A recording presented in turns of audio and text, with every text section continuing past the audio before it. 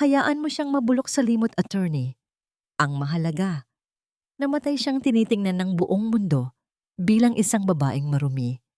Isang mantsa sa pangalan ng mga Santiago na ako mismo ang nagpinta. Ang mga salitang iyon, na kasing lamig ng hanging amihan sa madaling araw, ay tumagos sa makapal na pinto ng library at direktang bumaon sa dibdib ni Marisol. Nanigas ang kanyang mga binti sa tapat ng madilim na pasilyo. Sa kanyang mga kamay ay bitbit niya ang isang tray ng mainit pang bibingka, ang paboritong kakanin ng yumaong asawa ni Gabriel. Buong gabi niyang pinagpuyatan ang pagluluto nito, maingat na binalot sa dahon ng saging at nilagyan ng itlog na maalat at keso, isang munting alay ng respeto para sa anibersaryo ng kamatayan ng babaeng tinawag niyang ate. Ngunit ang bawat usok na lumalabas sa bibingka ay tila naging lason sa kanyang pangamoy nang marinig ang kasunod na halakhak ni Doña Amalia. Walang makakaalam na ako ang naglagay ng gamot sa inumin niya. Walang makakaalam na ang lalaking natagpuan sa tabi niya sa hotel ay binayaran ko lang para magpanggap. Sa mata ni Gabriel, isang taksil ang kanyang asawa. At ang katotohanan iyon ang magsisilbing rehas para manatili sa akin ang apo ko at ang yaman ng mga Santiago. Ang tray na hawak ni Marisol ay unti-unting nanginig. Ang pinggan ay dahan-dahang dulas sa kanyang pawisang palad hanggang sa humalik ito sa sahig. Walang malakas na ingay ng pagkabasag, kundi ang malungkot na tunog ng porselana na naghihiwalay sa maraming piraso, kasabay ng pagkalat ng bibingka sa mamahaling alpombra. Kasunod nito ang nakakabinging katahimikan bago bumukas ang pinto ng library. Tumambad sa kanya ang figura ni Doña Amalia. Ang suot nitong itim na nightgown ay tila baluti ng isang reyna ng kadiliman. Walang bakas ng gulat sa mukha ng matanda, kundi isang mapanuring tingin na tila tinitimbang kung gaano karami ang narinig ni Marisol. Marisol, tawag nito sa isang malambing ngunit nakakangilong tono. Gising ka pa pala. Akala ko ba ay tapos na ang tungkulin mo sa kusina? Hindi makapagsalita si Marisol. Ang kanyang lalamunan ay tila tinapalan ng tuyong semento. Gusto niyang sumigaw. Gusto niyang itanong kung paano nito nagawang sirain ang buhay ng sariling manugang. Ngunit ang tanging lumabas sa kanyang mga mata ay ang mga luha ng matinding pagkadismaya. Mabilis na nagbago ang anyo ni Doña Amalia. Ang mapagkunwaring ngiti ay napalitan ng isang nanlilisik na tingin. Humakbang siya palapit. Ang bawat tunog ng kanyang tsinelas sa sahig ay tila kabaong na ipinapako sa pandinig ni Marisol. Hinablot niya ang braso ng dalaga at pilit itong pinaluhod sa gitna ng mga nabasag na pinggan. Huwag kang tumingin sa akin ng ganyan, Marisol. Huwag mong kakalimutan kung sino ang kumuha sa iyo mula sa maruming ampunan. Sino ang nagpakain sa iyo, nagbihis, at nagbigay ng bubong sa itaas ng ulo mo noong wala kang kahit ano. Utang mo sa akin ang hininga mo. Pero ang asawa ni Sir Gabriel, wala siyang kasalanan. Nautal na sabi ni Marisol. Ang boses ay halos pabulong dahil sa takot. Isang malutong na sampal ang nagpalingon sa mukha ni Marisol. Ang hapdi ay hindi lamang sa balat, kundi hanggang sa kaibuturan ng kanyang pagkatao. Wala kang alam. Ang katapatan mo ay dapat nasa akin, hindi sa isang bangkay. Bulyaw ni Doña Amalia, ang muka ay malapit na sa mukha ni Marisol hanggang sa maamoy niya ang bango ng mamahaling pabango nito na may halong amoy ng panis na balak. Isang salita mo lang kay Gabriel, Marisol, sisiguraduhin kong bukas na bukas din ay mabubulok ka sa kulungan. Isasampa ko ang kasong pagnanakaw sa mga alahas ko. At sino ang maniniwala sa isang ampon na katulong laban sa isang Doña Amalia Santiago? Gusto mo bang habambuhay na dalhin ang kahihiyang yon? Tumingin si Marisol sa altar sa dulo ng pasilyo, kung saan nakatitig ang larawan ng yumaong asawa ni Gabriel. Ang ngiti nito sa retrato ay tila humihingi ng katarungan, ngunit ang bigat ng kamay ni Doña Amalia sa kanyang balikat ay tila tanikalang hindi mapatid-patid. Hanggang kailan kailangang bayaran ng isang utang na loob Kung ang kapalit nito ay ang sarili mong kaluluwa, naiwan si Marisol na nakaluhod sa dilim. Ang kanyang mga daliri ay dahan-dahang dumampi sa malalamig na piraso ng nabasag na pinggan. Ang bawat sugat sa kanyang kamay, mula sa porselana, ay tila mas maliit pa kumpara sa sugat na nilikha ng katotohanan sa kanyang puso. Doon, sa ilalim ng malamig na liwanag ng buwan na tumatagos sa bintana, naramdaman ni Marisol ang pagsisimula ng isang bagyo. Isang bagyong hindi hihinto hanggat hindi nito nadadala ang lahat sa kani-kanilang hantungan. Maswerte ka pa rin, Marisol, dahil kung hindi kita kinupkop, baka sa kalsada ka na naglalako ng laman ngayon.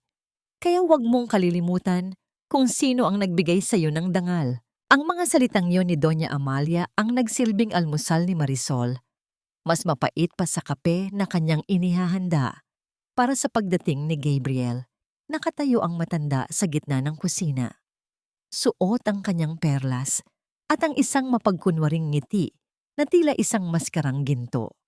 Ang bawat salita nito ay isang tusok sa sugatang puso ni Marisol, isang paalala na ang bawat pagkain na isinusubo niya at ang bawat hangin na nilalanghap niya sa loob ng mansyong Santiago ay may katumbas na presyo.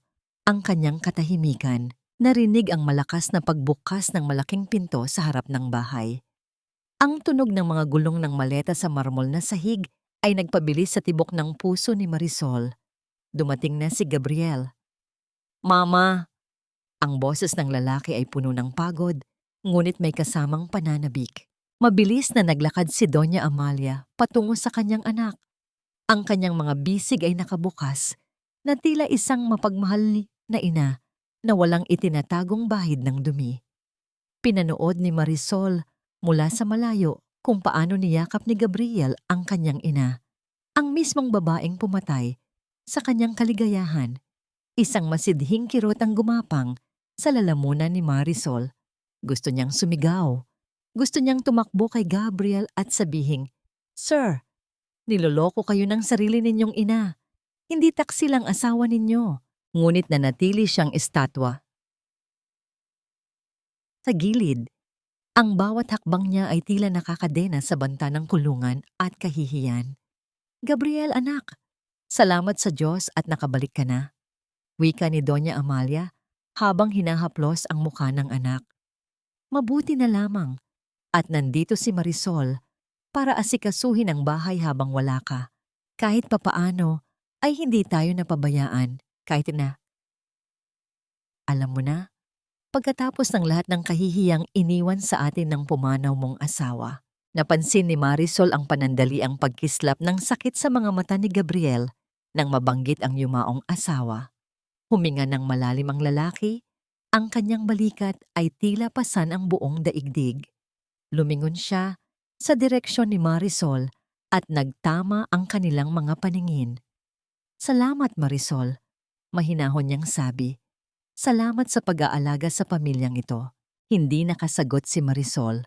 Ang salamat ni Gabriel ay tila isang kutsilyo na humihiwa sa kanyang konsensya. Kung alam lang nito na ang taong pinapasalamatan niya ay ang mismong saksi sa katotohanang ninakaw sa kanya. Yumuko na lamang ang dalaga. Pilit itinatago ang panginginig ng kanyang mga labi habang inilalapag ang tasa ng kape sa harap ng lalaki. "Uminom ka muna, Gabriel. Pagkatapos ay kailangan nating pag-usapan ang tungkol kay Miguel." Patuloy ni Doña Amalia. Ang boses ay puno ng awtoridad na binalot ng lambing. Ang batang iyon, lalong nagiging matigas ang ulo. Mukhang hindi sapat ang pagdidisiplina ng mga katulong dito. Masyado siyang nagiging kamukha ng kanyang ina. Mapusok at walang utang na loob. "Mama, please. Bata pa si Miguel, nagluluksa pa rin siya." Pagtatanggol ni Gabriel, ngunit baka sa kanyang tinig ang panghihina. Pinaniniwalaan niya ang bawat lason na unti-unting itinusok ng kanyang ina sa kanyang isipan sa loob ng mahabang panahon. Buong araw na naging anino si Marisol sa loob ng bahay. Ang bawat sulok ng mansyon na dati ay simbolo ng karangyaan, ngayon ay tila rehas na gawa sa ginto. Ang bawat pagdaan niya sa library, ang bawat titig sa kanya ni Doña Amalia mula sa itaas ng hagdan ay isang paalala na siya ay bihag. Isang bihag ng utang na loob. Nang sumapit ang gabi, pumasok si Marisol sa kanyang maliit na silid sa likod ng kusina. Ang kanyang katawan ay hapong-hapo, ngunit ang kanyang isipan ay tila isang dagat na hindi humihinto sa pag-alon. Humiga siya sa kanyang manipis na kutsyon, hinahanap ang kaunting kapayapaan sa dilim. Ngunit nang ayusin niya ang kanyang unan, naramdaman niya ang isang matigas na bagay sa ilalim nito. Isang piraso ng papel. Dahan-dahan niyang binuksan ang lukot na sulat. Sa ilalim ng malamlam na liwanag ng kanyang maliit na lampara, nabasa niya ang mga salitang isinulat sa pulang tinta na tila dugo. Alam ko ang nakita mo sa library. Hindi ka nag-iisa. Nanlamig ang buong katawan ni Marisol. Ang kanyang hininga ay tila napatid. Lumingon-lingon siya sa paligid ng madilim na silid. Pakiramdam niya ay may mga matang nakatingin sa kanya mula sa bawat siwang ng pader. Sino ang nakakaalam? Kakampi ba ito? O isa pang patibong na inihanda ni Doña Amalia para tuluyan siyang ilibing ng buhay? Ang katahimikan ng gabi ay binalot ng isang bagong uri ng takot. Isang takot na mas matindi pa sa banta ng kamatayan. Halimaw ang batang iyan. Wala nang natitirang bait sa kanyang katawan. Kasing sama siya ng kanyang mapangahas na ina. Ang bulyaw na yon ni Doña Amalia ay umalingaw-ngaw sa malawak na hagdanan ng mansyon. Kasabay ng mabilis na pagbaba ng pangpitong yaya ni Miguel sa loob lamang ng 3 linggo. Umiiyak ang babae. Hawak ang kanyang namumulang braso na tila kinalmot ng isang mailap na hayop. Sa itaas, mula sa madilim na pasilyo ng 2nd palapag, maririnig ang sunod-sunod na tunog ng mga bagay na itinatapon sa pader, mga laruang kahoy, mga libro, at ang mga basong kristal na tila walang halaga sa galit ng isang 7 taong gulang na bata. Nakatayo si Marisol sa paanan ng hagdan, yakap ang isang tumpok ng malilinis na tuwalya. Sa bawat kalabog na nagmumula sa itaas, nararamdaman niya ang isang pamilyar na kirot sa kanyang sariling dibdib. Hindi galit ang naririnig niya sa bawat pagbagsak ng gamit, kundi isang panaghoy, isang sigaw ng isang batang pilit na kinakalimutan ng mundong kanyang kinalalagyan. Dahan-dahang umakyat si Marisol, bawat hakbang ay tila paglalakad sa gitna ng isang digmaan. Pagdating niya sa tapat ng silid ni Miguel, tumambad sa kanya ang isang tanawing sapat na para panghinaan ng loob ang sinuman. Nakakalat ang mga piraso ng pira-pirasong alaala, mga punit na pahina ng kwento, mga gulong ng kotse-kotsehan na hiwalay sa katawan nito. At sa gitna ng lahat ng kaguluhan, nakaupo si Miguel sa sulok. Ang kanyang maliit na katawan ay nanginginig, ang kanyang mga mata ay nanlilisik, ngunit punong-puno ng mga luhang hindi niya hinahayaang pumatak. "Umalis ka!" Layas, sigaw ni Miguel habang dinidampot ang isang mabigat na estatwa ng anghel na balak niyang itapon kay Marisol. Hindi gumalaw si Marisol. Hindi siya natakot. Sa halip, dahan-dahan niyang ibinaba ang mga tuwalya at naupo sa sahig, ilang metro ang layo sa bata. Ang malamig na sahig ay tila naging karugtong ng kanyang katahimikan. "Alam mo, noong bata ako sa ampunan, ganyan din ang ginagawa ko." Panimula ni Marisol sa isang tinig na kasing lamig ng simoy ng hangin sa gabi. "Inaakala ko na kapag mas malakas ang ingay ng mga nababasag ko, mas mabilis na darating ang mga taong kukuha sa akin. Inisip ko na baka sakaling sa gitna ng ingay, may makarinig sa katahimikan ng puso ko." Dahan-dahang ibinaba ni Miguel ang hawak niyang estatwa. Ang kanyang paghinga ay mananatiling mabilis, ngunit ang puot sa kanyang mga mata ay unti-unting napalitan ng pagkalito. "Wala silang pakialam sa akin," bulong ng bata. Ang boses ay binalot ng pait na hindi nararapat sa kanyang edad. Sabi ni Lola, "Masama raw ako." Sabi niya, "Kaya raw ako iniwan ni Mommy dahil hindi ako mabuting anak." Ang bawat salita ni Miguel ay tila isang sampal kay Marisol. Naalala niya ang narinig niya sa library, ang kasalanang ibinintang ni Doña Amalia sa isang babaeng wala ng kakayahang ipagtanggol ang sarili. Ang batang ito ay nabubuhay sa isang kasinungalingang unti-unting pumapatay sa kanyang kaluluwa. Hindi nag-isip si Marisol. Lumapit siya at marahang niyakap ang nanginginig na bata. Noong una ay pilit siyang itinatulak ni Miguel. Sinusuntok ang kanyang balikat at kinakalmot ang kanyang mga braso, ngunit hindi bumitiw si Marisol. Nanatili siyang matatag, tila isang kanlungan sa gitna ng nagngangalit na unos. Hindi ka masama, Miguel, at hinding-hindi ka iiwan ng nanay mo kung may pagpipilian lang siya. Bulong ni Marisol habang hinahaplos ang magulong buhok ng bata. Nagsimulang kumanta si Marisol ng isang lumang oyayi, isang awit, na natutunan niya sa isang matandang madre sa ampunan. Ang himig ay payapa, puno ng pangako ng isang bukas na walang sakit. Unti-unting lumambot ang katawan ni Miguel. Ang mga suntok ay naging kapit, at ang mga sigaw ay naging mga hikbi na pilit na ibinabaon sa balikat ni Marisol. Doon, sa gitna ng silid na puno ng mga nabasag na pangarap, dalawang ulilang kaluluwa ang nagtagpo. Sa kabilang panig ng pinto, nakatayo si Gabriel. Kanina pa siya nandoon. Balak sanang pigilan ang pagwawala ng kanyang anak, ngunit nanatili siyang nakatitig sa siwang ng pinto. Ang kanyang puso ay tila pinipiga habang pinapanood ang tagpong iyon. Nakita niya ang pagbabago sa kanyang anak.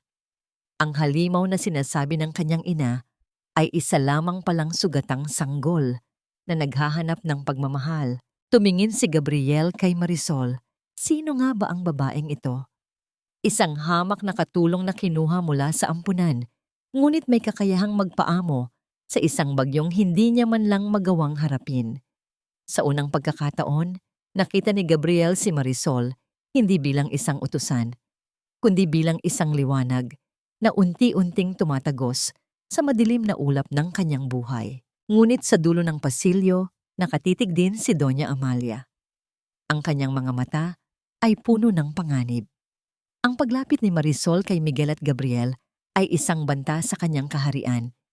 Ang bawat yakap ni Marisol sa bata ay tila pagbaklas sa mga pader ng kasinungalingan na maingat niyang binuo. Masyado ka nang nagiging malapit, Marisol. Bulong ng matanda sa kanyang sarili habang mariing hinahawakan ang kanyang tungkod. Kailangang putulin ang mga ugat bago pa ito tuluyang lumago. Ang katahimikan sa loob ng mansyon ng mga Santiago ay hindi isang uri ng kapayapaan. Ito ay isang mabigat at nakakasakal na presensya. Tila isang lason na dahan-dahang gumagapang sa bawat sulok ng bawat silid. Para kay Marisol, ang bawat yabag niya sa makintab na marmol na sahig ay tila isang babala, isang paalala na sa bahay na ito, ang mga pader ay may tenga at ang mga anino ay may mga mata na laging nagmamasid. Kinaumagahan pagkatapos ng nangyari sa silid ni Miguel, mas lalong naging mailap si Marisol. Sinisikap niyang huwag magtagpo ang kanilang mga mata ni Gabriel habang inihahanda niya ang mesa para sa almusal. Ngunit ramdam niya ang titig ng lalaki, isang titig na hindi na katulad ng dati. Wala na ang lamig, kundi isang uri ng pagtataka at hindi maipaliwanag na paghanga. Marisol, tawag ni Gabriel nang mailapag ng dalaga ang platito ng prutas. Bahagyang nanginig ang kamay ni Marisol, ngunit pinilit niyang manatiling kalmado. Po, Sir Gabriel, may kailangan pa po ba kayo? Tungkol sa kagabi. Salamat muli. Mahinang sabi ni Gabriel, sapat lamang para silang dalawa ang makarinig. Ngayon ko lang nakitang ganoon kapayapa ang pagtulog ni Miguel. Parang nakita niya ang kanyang ina sa'yo. Ang salitang ina ay tila isang kidlat na gumuhit sa isipan ni Marisol. Gusto niyang sabihin na ang tunay na ina ni Miguel ay biktima ng isang malupit na pakana. Ngunit bago pa siya makasagot ay narinig ang tunog ng tungkod ni Doña Amalia sa sahig. Ang bawat katok ng kahoy sa marmol ay tila tibok ng isang pusong bato. Masyado yatang matagal ang paghahain mo ng almusal, Marisol. Bungad ni Doña Amalia habang dahan-dahang bumababa sa hagdan. Ang kanyang mga mata ay matalas na nakapako sa distansya sa pagitan ni Gabriel at Marisol. O baka naman nakakalimutan mo na ang tamang distansya ng isang katulong sa kanyang amo? Pasensya na po, Doña Amalia. Mabilis na sagot ni Marisol sabay yuko ng malalim. Ang kanyang puso ay kumakaba sa takot. Umupo ang matanda sa kabisera ng mesa. Ang kanyang aura ay tila isang maitim na ulap na lumalamon sa liwanag ng umaga. Tumingin siya kay Gabriel. Ang kanyang boses ay naging malambot ngunit may halong lason. Gabriel, anak, huwag kang masyadong magpadala sa emosyon. Ang mga katulong na galing sa ampunan ay mahusay magpanggap. Alam nila kung paano kunin ang loob ng mga bata para makuha ang tiwala ng mga matatanda. It's a survival instinct, ika nga.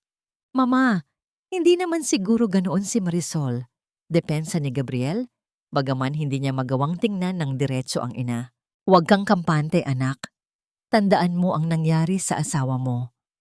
Patuloy ni Doña Amalia, ang bawat salita ay sadyang idinidiin para sugatan ng alaala ni Gabriel. Akala mo rin ay mabuti siyang tao, pero tinalikuran niya tayo para sa sariling kaligayahan. Ang dugo ay hindi nagsisinungaling. At si Marisol, wala siyang dugong marangal. Utang na loob lang ang nagbubuklod sa kanya sa atin. Napansin ni Marisol ang panginginig ng panga ni Gabriel. Ang manipulasyon ng kanyang ina ay tila isang invisible na tali na sumasakal sa kanyang leeg.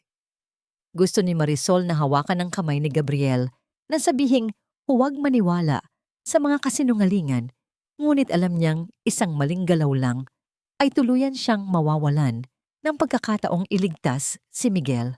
Pagkatapos ng almusal, inutusan ni Doña Amalia si Marisol na linisin ang lumang bodega sa dulo ng hardin, isang lugar na bihira ng puntahan at puno ng mga alikabok at nakalimutang alaala. Isang parusa ito para sa sobrang lapit niya kay Gabriel. Habang naglilinis sa gitna ng init at alikabok, nakatagpo si Marisol ng isang lumang kahon ng mga laruan. Sa ilalim ng mga ito ay may isang piraso ng tela, isang panyo na may burdang pangalan ng yumaong asawa ni Gabriel. Ngunit hindi iyon ang nakakuha ng kanyang pansin. Sa loob ng panyo ay may isang maliit na susi na may nakasabit na papel. Nakalagay sa papel ang isang address at isang maikling mensahe. Sa likod ng pader ng simbahan, 8:00 ng gabi. Kung gusto mo talagang malaman ang katotohanan, hindi alam ni Marisol kung kanino galing ang mensaheng iyon. Maari itong galing sa taong nag-iwan ng sulat sa ilalim ng kanyang unan, o maaari ring ito ay isa pang patibong ni Doña Amalia para patunayan na siya ay tumatakas o may itinatago. Habang pinagmamasdan niya ang susi, narinig niya ang pagbukas ng pinto ng bodega. Akala niya ay si Doña Amalia na, ngunit laking gulat niya nang makita ang isang babaeng nakasuot ng mamahaling damit. Ang kanyang mukha ay puno ng pagkairita at puot. So, ikaw pala ang bagong paborito ni Miguel. Bungad ni Chantal, ang babaeng itinakda ni Doña Amalia para kay Gabriel. Isang hamak na ampon na nagmamaganda sa loob ng mansyon. Tandaan mo ito, katulong. Ano man ang nakukuha mo ngayon sa pamamagitan ng pag-arte, sisiguraduhin kong babawiin ko yon nang may kasamang interes. Humakbang palapit si Chantal at mariing hinawakan ng panga ni Marisol. Huwag kang ambisyosa. Ang lugar mo ay sa putikan, hindi sa tabi ni Gabriel Santiago. Binitiwan niya si Marisol nang may pandidiri at lumabas ng bodega.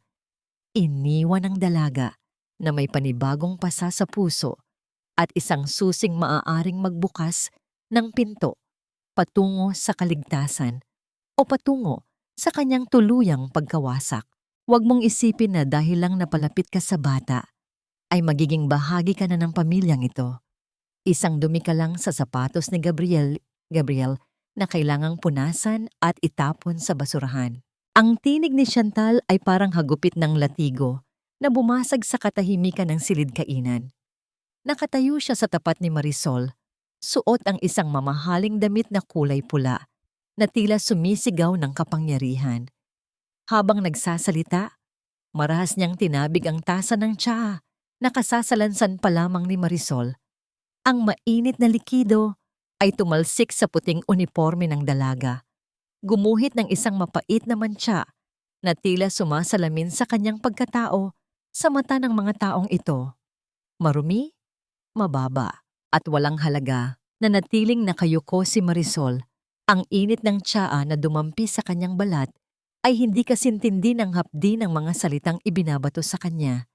Sa kanyang mga kamay, hawak niya ang isang maliit na kunehong yari sa tela. Ang paboritong laruan ni Miguel na kanina lang ay matiyaga niyang tinatahi dahil sa punit nito.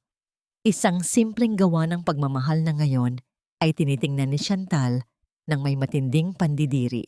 Tingnan mo nga ang sarili mo. Patuloy ni Chantal, ang kanyang boses ay nanginginig sa galit na nagmumula sa selos. Inaakala mo ba na sa paggawa ng mga mumurahing bagay na yan ay mapapalitan mo ang pwestong dapat ay para sa akin? Ako ang itinakda ni Doña Amalia para maging asawa ni Gabriel. Ako ang magiging ina ni Miguel. At ikaw?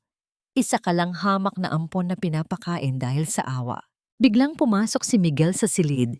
Bit-bit ang isang mamahaling robot na kabibili lang ni Chantal para sa kanya. Ngunit sa halip na laro ito, inihagis ng bata ang robot sa paanan ni Chantal. Ayaw ko niyan. Gusto ko ang kuneho ko. Ibigay mo sa akin ang tahi ni Marisol. Sigaw ni Miguel. Tumakbo ang bata patungo kay Marisol at niyakap ang binti nito. Isang tagpo na tila isang malakas na sampal sa mukha ni Chantal. Ang panibugho ay parang lason na kumalat sa mukha ni Chantal. Ang kanyang mga mata ay nanlisik habang tinitingnan ang pagmamahal na ibinibigay ng bata sa isang katulong. Isang pagmamahal na kahit kailan ay hindi niya nakuha gamit ang kanyang pera at mga regalo. Miguel, anak, lumapit ka rito. Tawag ni Chantal. Pilit na pinapalambot ang boses ngunit hindi maitatago ang talim nito. Huwag kang lumapit sa kanya. Marumi siya. May dala akong mas magandang laruan para sa'yo. Hindi! Si Marisol lang ang gusto ko. Siya lang ang nakikinig sa akin. Sagot ng bata, lalong hinigpitan ng yakap kay Marisol. Dito na nawalan ng kontrol si Chantal. Humakbang siya palapit at marahas na hinablot ang kunehong tela mula sa kamay ni Marisol. Bago pa makakilos ang sinuman, kinuha niya ang isang gunting sa ibabaw ng mesa at mabilis na ginupit-gupit ang laruan sa harap mismo ni Miguel. Ang mga bulak sa loob nito ay humulagpos at dahan-dahang nalaglag sa sahig, tila mga piraso ng niebe sa gitna ng isang malupit na tag-init. Ang hiyaw ng sakit ni Miguel ay bumasag sa puso ni Marisol. Ang bata ay napaluhod. Pilit na pinupulot ang mga piraso ng kanyang laruan habang humihagulgol. Iyan ang napapala ng mga bagay na walang kwenta, malamig na sabi ni Chantal habang tinitingnan si Marisol. At tandaan mo, Marisol, kung kaya kong gawin ito sa isang laruan, kaya ko ring gawin ito sa buhay mo. Huwag mong susubukan ang pasensya ko. Lumabas si Chantal na tila isang nagwaging reyna. Iniwan ang mag-alaga sa gitna ng pagkawasak. Nilapitan ni Marisol si Miguel. Niyakap niya ito nang mahigpit habang ang sarili niyang mga luha ay hindi na rin mapigilan. Sa bawat hikbi ng bata, lalong tumitindi ang determinasyon sa puso ni Marisol. Ang utang na loob na laging ibinabato sa kanya ay unti-unti nang nagiging abo sa harap ng ganitong kalupitan. Sumapit ang gabi. Ang orasan sa dingding ay tumunog ng 7:30. Naalala ni Marisol ang susing nahanap niya at ang sulat na nagsasabing magkita sila sa likod ng simbahan sa 8:00. Tumingin siya sa natutulog na si Miguel na hanggang sa panaginip ay humahawak pa rin sa isang piraso ng telang gupit-gupit. Pagkatapos ay tumingin siya sa bintana, kung saan ang dilim ng gabi ay tila nag-aanyaya sa kanya na lumabas at harapin ang katotohanan gaano man ito kadelikado. Lalabas ba siya? Itataya ba niya ang natitirang seguridad na meron siya para sa isang pagkakataong malaman ang lihim ng mga Santiago? Dahan-dahang kinuha ni Marisol ang kanyang lumang belo. Ang kanyang mga kamay ay nanginginig habang hinahawakan ng susi. Sa labas, ang hangin ay nagsisimulang umihip ng malakas. Tila nagbabadya ng isang lihim na matagal nang ibinaon, ngunit ngayon ay handa nang muling mabuksan. Ang bawat hakbang palabas ng tarangkahan ng mansyon ay tila pagtalikod sa tanging buhay na kinalakihan ni Marisol. Ang malamig na bakal ng susi sa loob ng kanyang bulsa ay tila nag-aapoy. Isang paalala na ang gagawin niyang hakbang ay wala nang balikan. Sa ilalim ng dilim, ang mga puno ng nara sa paligid ng kalsada ay tila mga higanting nagmamasid. Ang kanilang mga sanga ay gumagalaw sa hangin na tila mga daliri na gustong humablot sa kanyang belo. Pagdating niya sa likod ng lumang simbahan, ang amoy ng natutunaw na kandila at tuyong insenso ay bumalot sa kanyang pandama. Ang katahimikan dito ay malalim, tanging ang malayo at mahinang huni ng mga kuliglig ang nagbibigay ng buhay sa gabi. Sa dulo ng pader, malapit sa isang malaking puno ng balete, may aninong naghihintay. Akala ko ay hindi ka na darating, Marisol.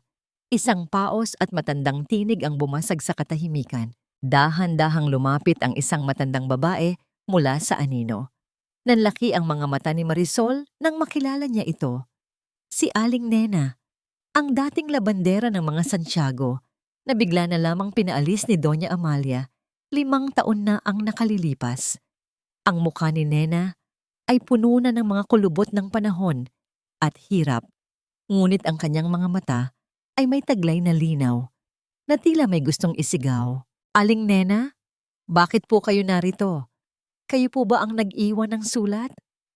Tanong ni Marisol, ang kanyang boses ay nanginginig sa kaba. Hindi na mahalaga kung paano nakarating sa iyo ang susi, bulong ng matanda, habang lumingon-lingon sa paligid. Ang mahalaga ay ang nasa loob ng kahon na mabubuksan ng susing iyan. Marisol, hindi ako makaalis sa mundong ito nang hindi na ibibigay ang katarungan kay Sofia. Inabot ni Nena ang isang maliit na kahon ng lata. Kinalawang na at puno ng dumi ng lupa. Gamit ang susing nahanap ni Marisol sa bodega, dahan-dahan niyang binuksan ang takip. Sa loob nito, may isang lumang larawan at isang piraso ng punit na diary. Sa larawan, makikita ang yumaong si Sofia, ang asawa ni Gabriel, na umiiyak, habang yakap si Miguel, na sanggol pa lamang. Ngunit sa gilid ng larawan, sa refleksyon ng isang salamin sa likod nila, makikita ang mukha ni Doña Amalia. Hindi ito mukha ng isang nag-aalalang biyenan. Ito ay mukha ng isang predator na naghihintay ng tamang pagkakataon. Iyan ang huling larawan bago siya dinala sa hotel na yon. Paliwanag ni Nena. Ang luha ay dahan-dahang gumuguhit sa kanyang pisngi. Sofia was drugged, Marisol. Pinainom siya ni Doña Amalia ng tsaa na may pampatulog bago siya ipinasok sa sasakyan. Nakita ko ang lahat mula sa kusina, pero tinakot nila ako. Sinabi nilang papatayin nila ang pamilya ko kung magsasalita ako. Napahawak si Marisol sa pader ng simbahan. Ang bawat salita ni Aling Nena ay tila malalaking alon na humahampas sa kanyang pagkatao. Ang utang na loob na palaging ipinapamukha sa kanya ni Doña Amalia ay isang malaking kasinungalingan. Paano niya tatanawin ang pasasalamat sa isang taong ang pundasyon ng kapangyarihan ay binuo mula sa dugo at luha ng mga inosente? Bakit ngayon lang, Aling Nena? Tanong ni Marisol. Puno ng pait. Dahil nakikita ko ang sarili ko sa iyo, Hija. Nakikita ko ang takot mo, pero nakikita ko rin ang pagmamahal mo sa batang si Miguel. Huwag mong hayaang maging katulad mo ako na tumanda sa pagsisisi. Bago pa makasagot si Marisol, narinig nila ang tunog ng isang sasakyang huminto sa di kalayuan. Ang liwanag ng headlight ay tumama sa pader ng simbahan, Tila isang mata ng Diyos na naghahanap ng nagkasala. Umalis ka na. Itago mo yan. Pagmamadali ni Nena habang mabilis na naglakad palayo sa kadiliman ng mga puno. Mabilis na isinilid ni Marisol ang larawan at diary sa loob ng kanyang damit. Tumakbo siya pabalik sa mansyon. Ang kanyang puso ay tila gustong kumawala sa kanyang dibdib. Ang bawat paghinga niya ay may kasamang panalangin na sana ay hindi siya napansin. Nang makapasok siya sa kusina ng mansyon, sinalubong siya ng isang nakakabinging katahimikan. Ngunit nang buksan niya ang ilaw, nakaupo si Gabriel sa mesa. May hawak na baso ng tubig at nakatitig ng diretso sa kanya. Saan ka nanggaling, Marisol? Bakit basa ang laylayan ng iyong palda at bakit tila nakakita ka ng multo? Ang tanong ni Gabriel ay malalim at puno ng hinala. Nanigas si Marisol sa kanyang kinatatayuan. Sa loob ng kanyang damit, nararamdaman niya ang matigas na kanto ng larawan na kanyang itinatago. Isang ebidensyang maaaring magbago ng lahat. Humigpit ang kanyang paghinga habang iniisip kung ano ang magiging kapalit ng katotohanang dala niya. Maaari itong magbukas ng pinto tungo sa kaligtasan, ngunit maaari rin nitong ilagay siya sa mas delikadong sitwasyon kaysa dati. Sa sandaling iyon, alam niyang kailangan niyang maging maingat. Ang bawat galaw ay may bigat, at ang bawat desisyon ay maaaring magtukoy ng magiging kahihinatnan ng lahat ng sangkot. Saan ka ba talaga nanggaling, Marisol? Bakit tila ang mga mata mo ay may itinatagong bagyo at ang iyong katawan ay nanginginig sa takot? Ang boses ni Gabriel ay hindi malakas, ngunit ang bawat pantig nito ay tila isang malalim na tunog ng kampana na gumigising sa budhi ni Marisol. Nakatayo ang lalaki sa gitna ng kusina. Ang tanging liwanag ay nagmumula sa nakabukas na refrigerator na nagbibigay ng isang malamig at asul na anino sa kanyang muka. Ang kanyang mapanuring tingin ay nakapako sa laylayan ng palda ni Marisol na puno ng putik at basa ng hamog ng gabi. Napahawak si Marisol sa kanyang dibdib, hindi dahil sa gulat, kundi dahil sa matulis na kanto ng larawan at diary na nakatago sa loob ng kanyang damit. Ramdam niya ang bawat tibok ng kanyang puso na tila isang martilyo na humahampas sa mga ebidensyang hawak niya. Kung alam lang ni Gabriel ang katotohanang nakadikit sa balat ni Marisol, marahil ay guguho ang mundong kanyang kinatatayuan. Nagpunta lang po ako sa simbahan, Sir Gabriel. Nauutal na sagot ni Marisol. Ang kanyang mga mata ay nakatingin sa sahig dahil hindi niya kayang salubungin ang titig ng lalaki. Ipinagdasal ko lang po ang kalagayan ni Miguel. Hindi po ako makatulog dahil sa nangyari sa kanyang laruan kanina. Isang mabigat na buntong hininga ang pinakawalan ni Gabriel. Lumapit siya ng dahan-dahan. Ang tunog ng kanyang mga paa sa malamig na marmol ay tila isang marahang himig na nagpapabagal sa oras. Huminto siya sa tapat ni Marisol. Ang init ng kanyang presensya ay kabaligtaran ng malamig na hangin sa labas na tila bitbit pa rin ng dalaga sa kanyang balat. Marisol, hindi mo kailangang pasanin ang lahat ng sakit sa loob ng bahay na ito. Mahinang sabi ni Gabriel. Itinaas niya ang kanyang kamay at dahan-dahang hinawi ang ilang hibla ng buhok na nakatakip sa mukha ni Marisol. Simula nang dumating ka, ikaw na lang ang nakikita kong nagmamalasakit sa anak ko. Pero bakit pakiramdam ko, sa bawat pagtulong mo sa amin, ay may unti-unting nawawala sa iyo? Ang haplos ni Gabriel sa kanyang buhok ay tila isang kuryenteng gumagapang sa buong katawan ni Marisol. Isang matinding pagnanais na isandal ang kanyang ulo sa balikat nito at isumbong ang lahat ng kalupitan ng kanyang ina ang dumaan sa kanyang isipan.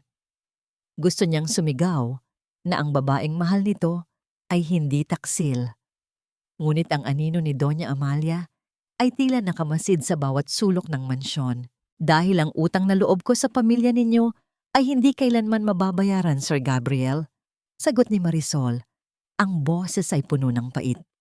Kahit anong gawin ko, isa lamang akong aliping nananatili sa gilid ng inyong buhay.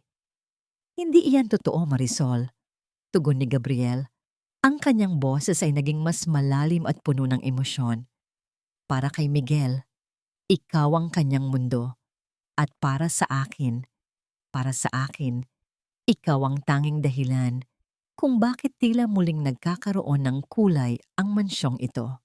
Dahan-dahang inabot ni Gabriel ang kamay ni Marisol. Ang paglalapat ng kanilang mga palad ay tila isang pangako ng proteksyon, isang sandali ng kapayapaan sa gitna ng digmaan. Ramdam ni Marisol ang magaspang, ngunit mainit na kamay ni Gabriel. Isang pakiramdam na tila nagbibigay sa kanya ng lakas upang magpatuloy. Ngunit ang kilig at tamis ng sandaling iyon ay biglang pinutol ng isang matalim na tinig mula sa itaas ng hagdan. Gabriel! Bakit gising ka pa sa ganitong oras? At bakit kasama mo ang katulong na yan sa dilim? Nakatayo si Doña Amalia sa itaas. Hawak ang kanyang tungkod na tila isang setro ng kapangyarihan. Ang kanyang mga mata ay nanlilisik habang nakatingin sa magkahawak na kamay ni na Gabriel at Marisol. Ang bawat hakbang niya pababa ay tila isang hatol ng kamatayan para kay Marisol. Bakit basa ang damit mo, Marisol? At ano yang nakatago sa loob ng iyong uniforme? Ang tanong ni Doña Amalia ay kasing talim ng isang balisong. Nanigas ang buong katawan ni Marisol. Napansin ng matanda ang bahagyang pag-umbok ng ebidensya sa kanyang dibdib. Habang papalapit si Doña Amalia, tila tumigil ang paghinga ni Marisol. Isang maling galaw, isang maling sagot. At ang lahat ng kanyang pinaghirapan ay mauuwi sa wala. Ibigay mo sa akin ang anumang ninakaw mo, Marisol. Ngayon din, sigaw ni Doña Amalia habang itinataas ang kanyang tungkod. Haharangan ba ni Gabriel ang kanyang ina? O hahayaan niyang malugmok muli si Marisol sa ilalim ng kapangyarihan ng matanda? Ibigay mo sa akin ang anumang ninakaw mo, Marisol. Ngayon din, bago ko patawagin ang mga gwardya at ipakalkal ang buo mong pagkatao. Ang sigaw ni Doña Amalia ay tila isang matalim na kidlat na bumiyak sa katahimikan ng gabi. Ang kanyang mukha, na dati ay laging maayos at kontrolado, ngayon ay namumula sa galit at hinala.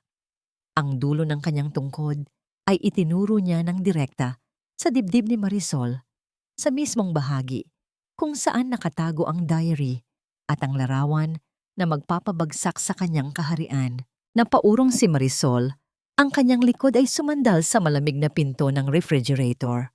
Ang bawat tibok ng kanyang puso ay tila isang pagsabog na naririnig niya sa kanyang sariling tenga.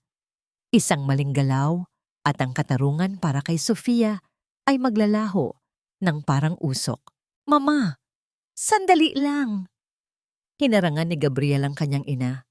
Ang kanyang boses ay puno ng pagkalito, ngunit may kasamang awtoridad. Bakit niyo siya pinagbibintangan? Marisol is just doing her job. Bakit kailangang dumanas siya ng ganitong uri ng pamamahiya? Huwag kang mabulag, Gabriel. Bulyaw ni Amalia, ang kanyang mga mata ay hindi inaalis kay Marisol. Kita mo ba ang itsura niya? Puti ka ng damit, basa ang buhok, at may itinatago siya sa loob ng kanyang uniforme. Magnanakaw ang babaeng iyan. Pinapasok mo ang ahas sa loob ng ating pamamahay. Dahan-dahan at maingat.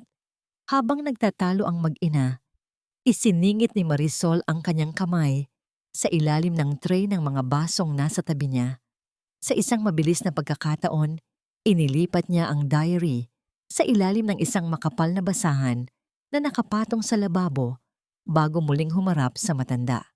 Wala po akong ninanakaw, Doña Amalia, mahinang sabi ni Marisol, bagaman nanginginig ang kanyang buong katawan. Ito po ang itinatago ko.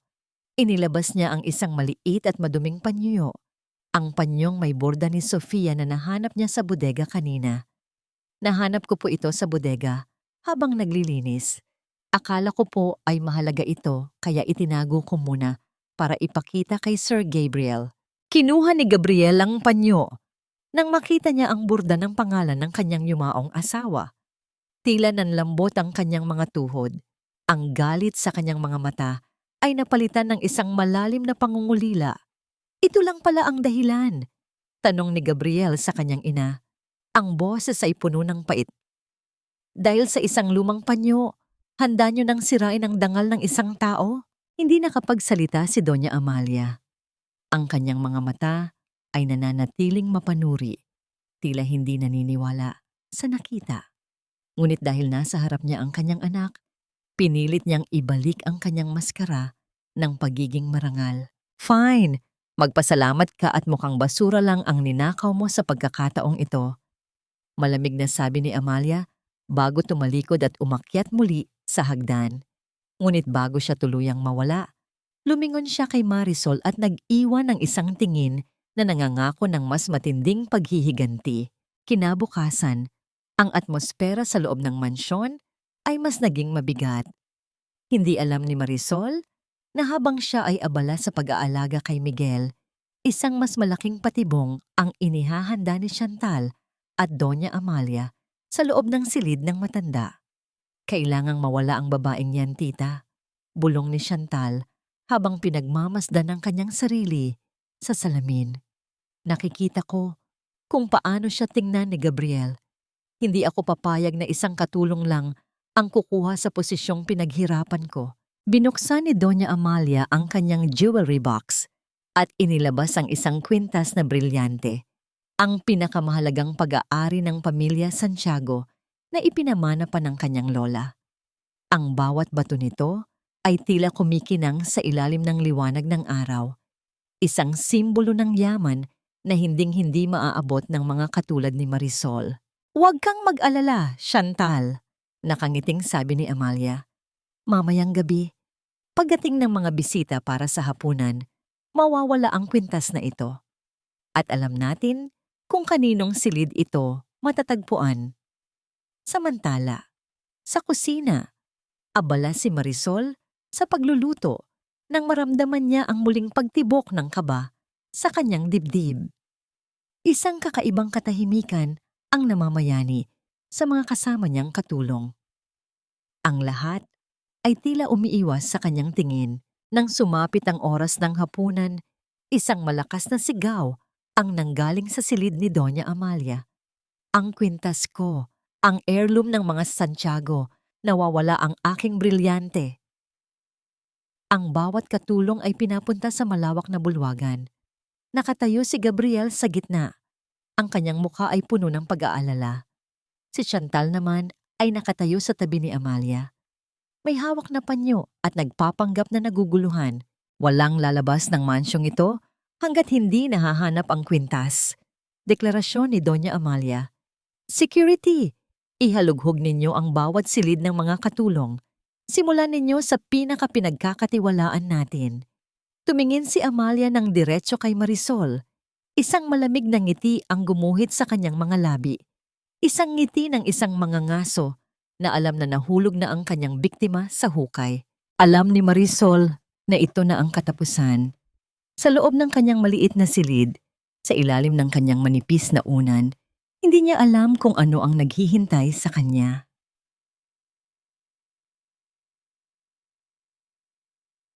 Hindi ang brilyante ang ninakaw ninyo sa akin ngayong gabi, kundi ang huling hibla ng aking dangal na pilit kong pinanghahawakan sa gitna ng inyong kalupitan.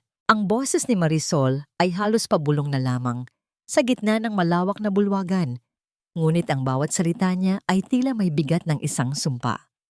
Nakatayo siya sa gitna ng bilog, pinaliligiran ng mga gwardiya at ng mapanuring mga mata ng kanyang mga kasamahan sa trabaho.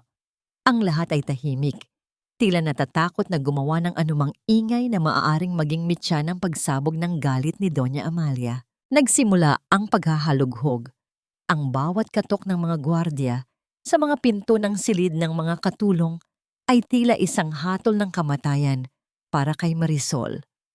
Pinanood niya si Gabriel na nakatayo sa isang sulok. Ang kanyang mukha ay tila isang estatwang gawa sa bato. Walang emosyon, walang kibo, ngunit ang kanyang mga mata ay kakikitaan ng isang matinding pag-aalala. "Dito, may nakita kami rito." Ang sigaw ng isa sa mga security guard ay nagmula sa direksyon ng maliit na silid ni Marisol. Tila tumigil ang pag-inog ng mundo para sa dalaga. Dahan-dahang lumabas ang gwardiya, bitbit ang isang lumang medyas na punong-puno ng mga butas. Sa loob nito, dahan-dahan niyang inilabas ang isang kwintas na ang bawat brilyante ay tila kumikinang ng mas matindi sa ilalim ng malamlam na liwanag ng bulwagan. Ang kwintas ko! Ang tili ni Doña Amalia ay puno ng pekeng sakit at panginginig. Marisol, paano mo nagawa ito sa amin? Matapos ang lahat ng pagpapaaral at pagpapakain ko sa'yo, isa kang ahas na matagal naming inalagaan sa aming dibdib. Hindi po akin yan. Hindi ko alam kung paano napunta yan sa ilalim ng aking unan. Ang pagsigaw ni Marisol ay binalot ng kawalan ng pag-asa. Lumapit siya kay Gabriel, pilit hinahawakan ang laylayan ng barong nito. Sir Gabriel, maniwala po kayo sa akin. Hindi ko magagawang nakawin ang pag-aari ng pamilya ninyo. Alam ninyo kung gaano ko kayo iginagalang. Ngunit bago pa makasagot si Gabriel, mabilis na lumapit si Chantal at marahas na tinabig ang kamay ni Marisol. Huwag mong hawakan ang asawa ko. Ang kakapal ng mukha mo. Sigaw ni Chantal.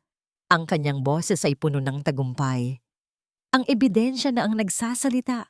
Marisol, isa kang magnanakaw. Isang batang kinuha sa putikan na nananatiling may dumi sa kanyang kaluluwa. Lumapit si Doña Amalia kay Marisol.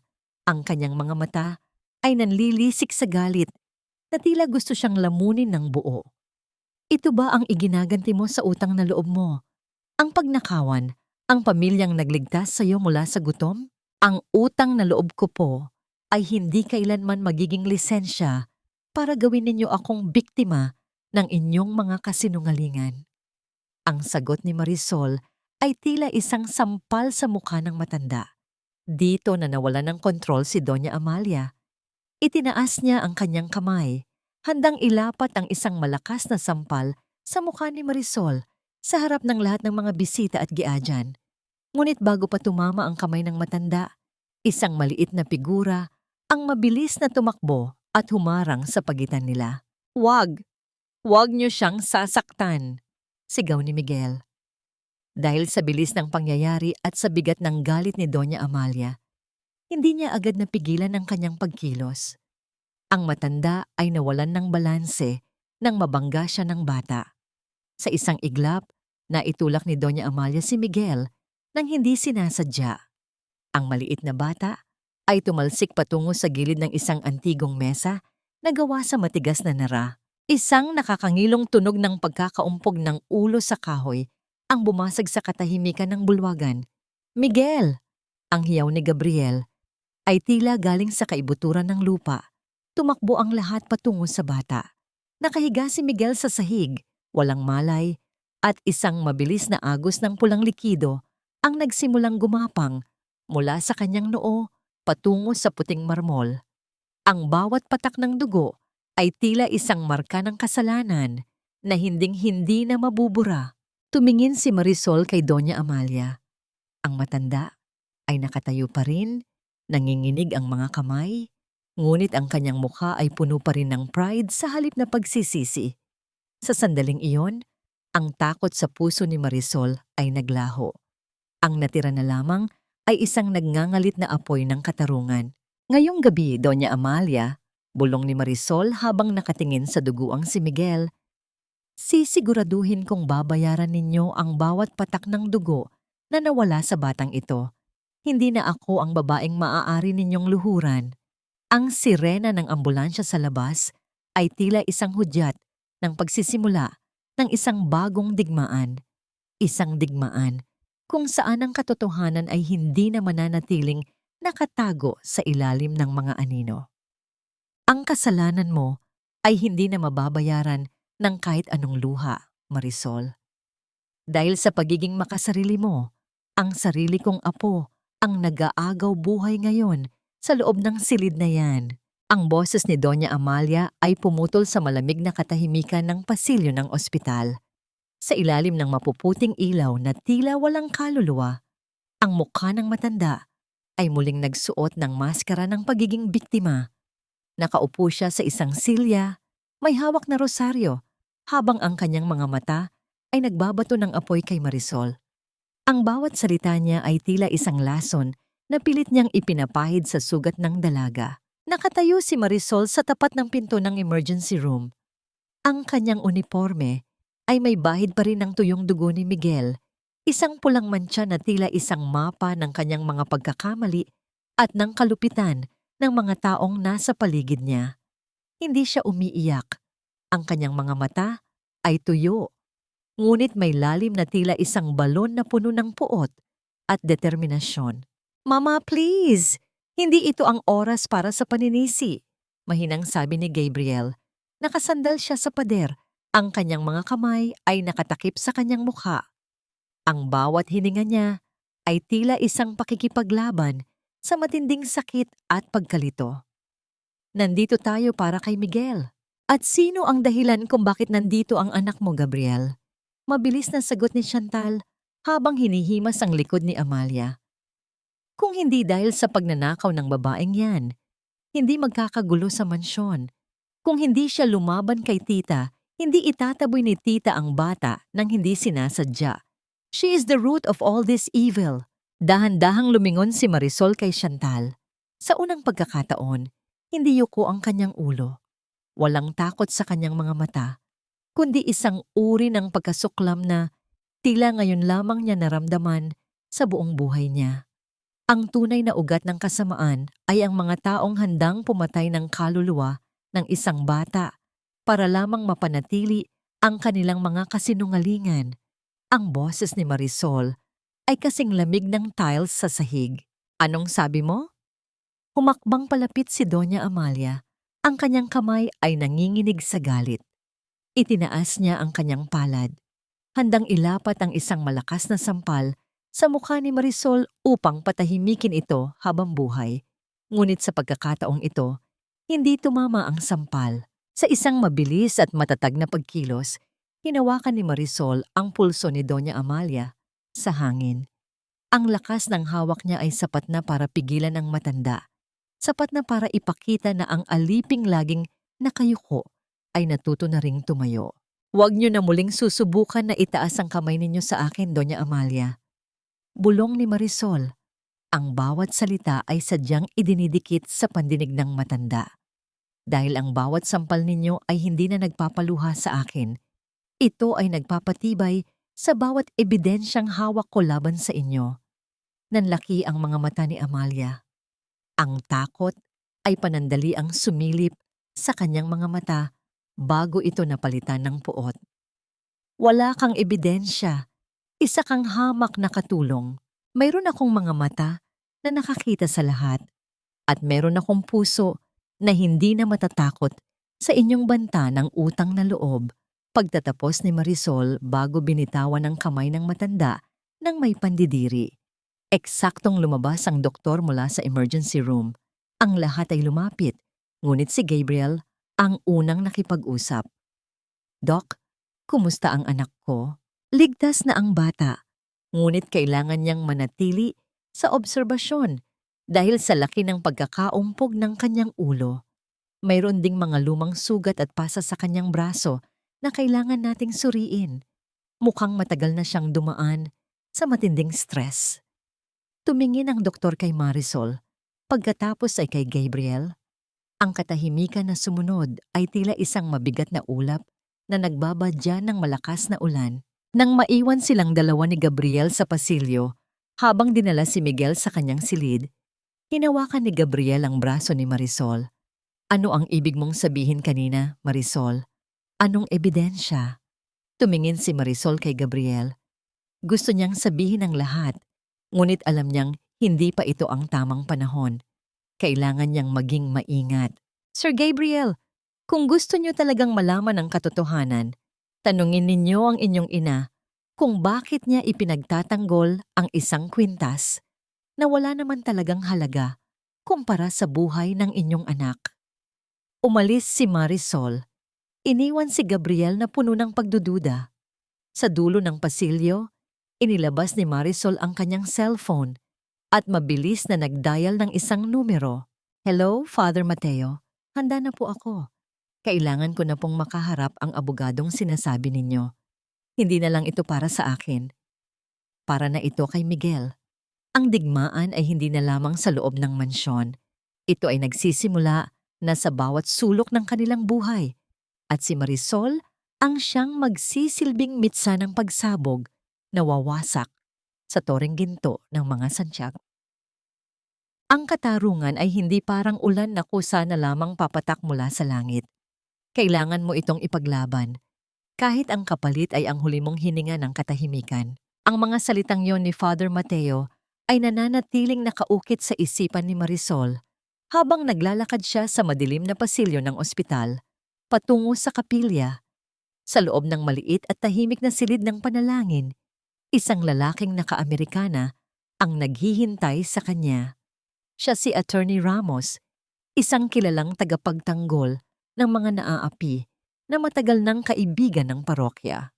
Nandito ang lahat, attorney. Bulong ni Marisol habang iniaabot ang diary ni Sofia at ang kaisa-isang larawang nagpapatunay ng manipulasyon ni Doña Amalia. Ang kanyang mga kamay ay nanginginig, hindi dahil sa takot, kundi dahil sa bigat ng katotohanang hawak niya. Ito po ang maglilinis sa pangalan ni Ate Sofia at ito rin ang magliligtas kay Miguel. Sinuri ng abogado ang mga dokumento sa ilalim ng malamlam na liwanag ng kandila. Ang bawat paglipat niya ng pahina ay tila isang hakbang papalapit sa pagguho ng kaharian ng mga Santiago. Mabigat ito, Marisol, pero kailangan nating mag-ingat. Ang kalaban natin ay hindi lang mayaman, kundi eksperto sa pagbaluktot ng katotohanan gamit ang pera. Handa na po ako, sagot ni Marisol. Ang kanyang tinig ay mas matatag kaysa dati. Wala na silang ibang pwedeng kunin sa akin. Kinuha na nila ang lahat, pati na ang pagkatao ko. Samantala, sa silid ni Miguel, nakatayo si Gabriel sa tabi ng kama ng kanyang anak. Pinagmamasdan niya ang maputlang mukha ng bata na natatakpan ng puting benda. Ang bawat mahinang hininga ni Miguel ay tila isang sumbat sa kanyang pagiging ama. Bakit hindi niya napansin ang takot ng kanyang anak? Bakit mas pinili niyang maniwala sa mga salita ng kanyang ina kaysa sa sarili niyang kutob? Bumukas ang pinto at pumasok si Doña Amalia, kasunod si Chantal. Ang amoy ng kanilang mamahaling pabango ay tila sumakal sa hangin sa loob ng sterile na silid. Gabriel, anak, kailangan na nating ayusin ang paglilipat kay Miguel sa isang pribadong ospital sa Manila. Utos ni Amalia. Ang boses ay puno ng awtoridad. Hindi ligtas ang bata rito. At tungkol sa katulong na yon, nakapag-usap na kami ni Chantal. Maghahain tayo ng formal na reklamo para tuluyan na siyang makulong. Mama, stop! Mahinang sabi ni Gabriel, ngunit may talim na hindi pa naririnig ni Amalia kailanman. Hindi ba kayo napapagod? Ang apo niyo ay nag-aagaw buhay dahil sa gulo sa loob ng bahay natin. At ang iniisip niyo pa rin ay ang ipakulong ang taong nagligtas sa kanya? Gabriel, darling, you don't understand. Singit ni Chantal habang hinahawakan ang braso ng lalaki. Ginagawa lang ito ni tita para sa ikabubuti natin. Once we get married next week, we can finally have a fresh start. Malalayo na tayo sa mga toxic na tao tulad ni Marisol. Married? Next week? Gulat na tanong ni Gabriel. Miguel is in this state and you're thinking about a wedding? It's the best way to clean our name, Gabriel, sabi ni Amalia.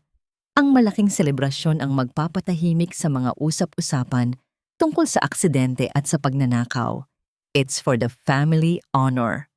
Isang mapait na tawa ang kumawala sa mga labi ni Gabriel.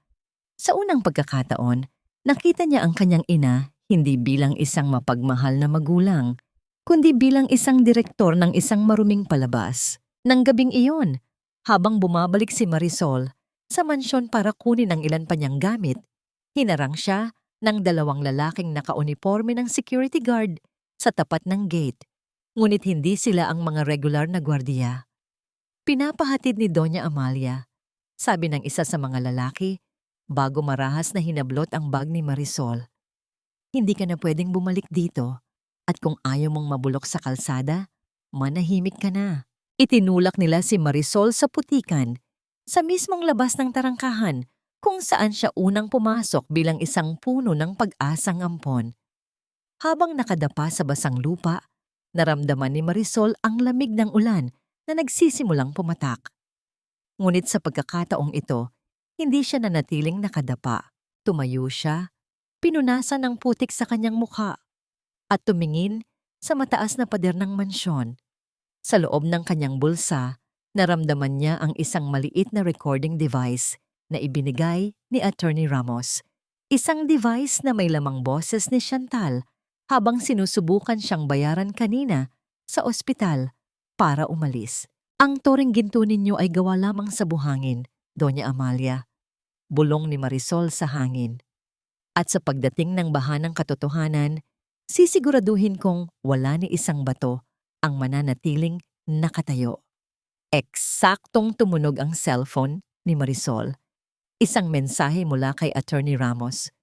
Nakuha na namin ang medical records ni Sofia mula sa lumang klinika. It matches your diary. We have enough to open the case. Ngunit kasunod nito ay isang tawag mula sa isang hindi kilalang numero. Pagkasagot ni Marisol, ang boses ni Chantal ang narinig niya, puno ng panunukso at panganib. Marisol, bago ka magmalaki, tignan mo muna ang balita.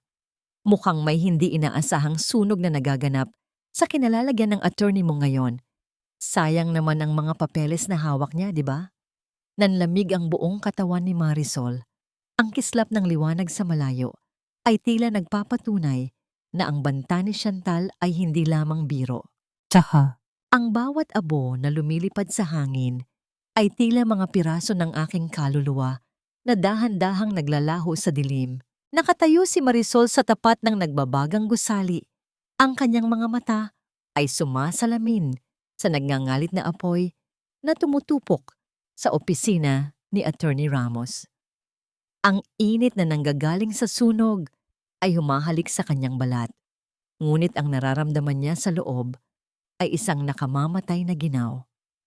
Ang lahat ng ebidensya, ang diary ni Sofia, ang mga dokumentong magpapalaya sa kanila mula sa kasinungalingan, lahat ay dahan-dahang nagiging uling at usok.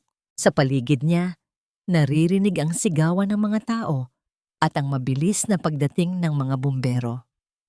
Ang bawat agos ng tubig na tumatama sa apoy ay tila huli na. Ang usok ay kasing pait ng kanyang mga luha. Attorney! Attorney Ramos! Ang sigaw ni Marisol ay binalot ng ingay ng kaguluhan. Mula sa makapal na usok sa may pintuan, lumabas ang isang lalaki na umuubo at puno ng uling ang muka. Si Attorney Ramos, hirap sa paghinga at hawak ang kanyang dibdib, ay tinulungan ng mga rumespondeng bumbero. Mabilis siyang nilapitan ni Marisol. Ang puso nito ay tila gustong pumutok sa kaba. Marisol, pasensya na, nangihinang bulong ng abogado. Habang pilit na humahabol ng hininga, sinubukan kong isalba. Pero mabilis ang apoy. Hindi ito aksidente, Marisol. Amoy gasolina ang buong pasilyo bago sumabog ang galit ng apoy. Napasalampak si Marisol sa kalsada. Ang putik at uling ay dumidikit sa kanyang mga kamay, ngunit wala na siyang pakialam. Ang huling pag-asa niya ay tila naging abo na rin. Sa kabilang dako ng kalsada, nakita niya ang isang itim na sasakyan na dahan-dahang umalis sa dilim. Alam niya kung sino ang nasa loob niyon, ang mga taong handang sumunog ng mundo para lamang hindi mabunyag ang kanilang bahid. Samantala, sa loob ng ospital, hindi mapakali si Gabriel. Nakita niya sa balita ang nagaganap na sunog sa opisina ng abogadong nabanggit ni Marisol. Ang timing ay masyadong perpekto para maging isang nagkataon lamang. Tumingin siya sa kanyang ina na mahimbing na natutulog sa sofa ng silid ni Miguel at kay Chantal na abala sa pag-aayos ng kanyang buhok sa harap ng salamin. Anong tinitingin-tingin mo, Gabriel? Tanong ni Chantal. Ang kanyang nangiti ay tila isang matamis na lason. Mukhang stress na stress ka na. Don't worry. Once the wedding is done, everything will be perfect. Perfect para kanino, Chantal? Ang tanong ni Gabriel ay malalim at puno ng hinala. Para ba sa pamilya natin o para sa mga lihim na pilit ninyong ibinabaon sa limot? Hindi ko alam kung anong pinagsasabi mo. Sagot ni Chantal sabay irap. Maybe you should get some rest too. Tumayo si Gabriel at lumabas ng silid. Hindi niya na kayang manatili sa loob ng isang kwartong puno ng pagpapanggap. Naglakad siya patungo sa chapel ng ospital. Umaasang makikita niya doon si Marisol. Ngunit sa halip na ang dalaga, ang nakita niya ay isang pamilyar na mukha. Si Aling Nena, ang dating labandera, ay nakaluhod sa harap ng altar. Umiiyak ng tahimik. Nang makita niya si Gabriel, tila nakakita siya ng isang pagkakataon para sa huling kumpisal. Sir Gabriel, patawarin niyo po ako. Hikbi ni Aling Nena. Patawarin niyo ako sa pananahimik ko nung mamatay si Ma'am Sofia. Hindi ko po sinadyang hayaan siyang mamatay nang may mantsa ang pangalan. Pero tinakot po ako ni Doña Amalia. Nanigas si Gabriel. Ang bawat salita ni Nena ay tila isang malakas na kulog na bumasag sa kanyang mundo. Ang lahat ng pagdududa niya sa loob ng maraming taon ay biglang nagkaroon ng hugis at anyo. Sa labas, sa gitna ng ulan at abo, tumayo si Marisol mula sa pagkakaluhod. Ang kanyang mukha ay hindi na bakas ng takot. Ang kanyang mga mata ay nag-aapoy na rin. Isang apoy na mas matindi kaysa sa sunog na katatapos lang niyang masaksihan. Akala niyo ba ay natalo niyo na ako dahil naging abo ang mga papel? Bulong ni Marisol habang mahigpit na hinahawakan ang kanyang cellphone. Nakalimutan niyo yata na ang katotohanan ay hindi nasusunog. Ipinadala ko na ang digital copies ng lahat ng ebidensya sa email ni Father Mateo bago ko pa ito ibigay kay attorney. Isang mensahe ang pumasok sa cellphone ni Marisol mula sa isang hindi kilalang numero. Nandito si Gabriel sa tabi ko. Alam na niya ang lahat. Oras na, Marisol. Ang dulo ng kanilang paghihirap ay malapit na. Ngunit ang huling hakbang ay ang pinakamadelikado. Ang mga Santiago ay tila mga sugatang hayop na mas magiging mabangis bago tuluyang sumuko. Ang gabi ng pagdiriwang ay tila isang malaking sementeryo na binalot ng mga nagagandahang bulaklak at mamahaling tela. Ang bawat halakhak ay may kasamang lason at ang bawat ngiti ay isang maskarang gawa sa porselana na anumang oras ay handa ng mabasag. Nakatayo si Marisol sa dulo ng madilim na pasilyo ng Grand Ballroom ng Manila Hotel. Mula sa kanyang kinalalagyan, tanaw niya ang karangyaan ng engagement party ni na Gabriel at Chantal. Ang mga kristal na chandelier ay tila mga bituin na nagniningning para sa mga taong ang mga puso ay puno ng kadiliman. Ang amoy ng mamahaling champagne at ang tunog ng marahang musika ng mga biolin ay bumabalot sa buong silid. Lumilikha ng isang ilusyon ng perpektong buhay. Si Doña Amalia ay nasa gitna ng entablado. Suot ang isang itim na gown na tila baluti ng isang reyna. Hawak niya ang isang baso ng alak. Ang kanyang mukha ay puno ng tagumpay. Sa tabi niya, si Chantal ay kumikinang sa kanyang puting damit. Tila isang inosenteng anghel na walang kinalaman sa sunog na naganap kamakailan. Tonight is not just about a wedding, but about the restoration of the Santiago legacy. Deklara ni Doña Amalia sa harap ng mga pinakamayayaman at pinakamakapangyarihang tao sa bansa. Matapos ang maraming taon ng pagsubok at mga maling akala, sa wakas ay makakamit na natin ang kapayapaang nararapat para sa ating pamilya. Tumingin si Gabriel sa kanyang ina. Walang emosyon ang kanyang mukha, ngunit ang kanyang mga kamay ay mahigpit na nakakuyom sa ilalim ng mesa. Naalala niya ang bawat luha ni Aling Nena, ang bawat sugat ni Marisol, at ang duguang mukha ng kanyang anak. Ang bawat salita ng kanyang ina ay tila isang insulto sa kanyang pagkatao. And now, for a special tribute to the Santiago family, anunsyo ng host, isang maikling pagbabalik-tanaw sa paglalakbay ni na Gabriel at Chantal patungo sa gabing ito. Dahan-dahang namatay ang mga ilaw sa loob ng ballroom. Ang malaking projector screen sa gitna ng entablado ay bumaba. Ang marahang tunog ng tela nito ay tila isang huling hininga bago ang isang malaking pagsabog. Sa loob ng control room, ang mga kamay ni Marisol ay nanginginig habang inilalagay ang huling digital file na ipinadala ni Father Mateo. Tumingin siya sa monitor at sa huling pagkakataon, naisip niya si Sofia. Ate Sofia, para sa iyo ito, para kay Miguel. Pinindot ni Marisol ang play. Ngunit sa halip na mga larawan ni na Gabriel at Chantal sa kanilang mga bakasyon, isang madilim at malabong video ang lumitaw. Ang tunog ng ulan at ang mahinang boses ng isang matandang babae ang bumalot sa katahimikan ng ballroom. Hayaan mo siyang mamatay, attorney. Ang mahalaga, namatay siyang tinitingnan ng buong mundo bilang isang babaeng marumi. Nanigas ang lahat. Ang bawat bisita ay napahinto sa pag-inom. Ang boses ni Doña Amalia sa video ay kasing linaw ng kristal, puno ng kalupitan at kawalan ng awa.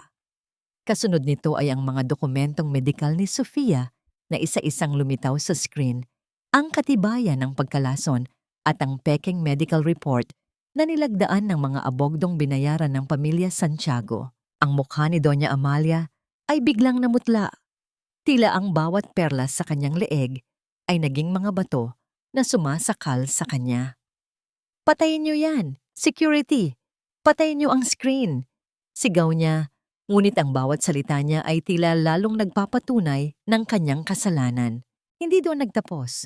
Lumabas sa screen ang isang recording ng boses ni Chantal habang kausap ang mga lalaking nag-utos na sunugin ang opisina ni Attorney Ramos. Make sure nothing is left. Burn everything. Pati na ang konsensya ng abogadong yan. Ang bulwagan na kanina ay puno ng paghanga ngayon ay binalot ng mga bulong ng pagkasuklam.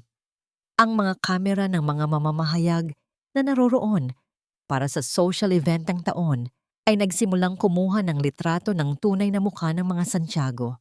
Bumukas ang malaking pinto ng ballroom. Sa ilalim ng liwanag ng mga flashlight ng mga pulis, pumasok si Attorney Ramos na may benda pa sa ulo, ngunit matatag ang bawat hakbang, kasunod si Father Mateo at si Marisol. Nakatayo si Marisol sa gitna, hindi na bilang isang katulong, kundi bilang isang saksi ng katotohanan. Tumingin siya ng diretso kay Doña Amalia.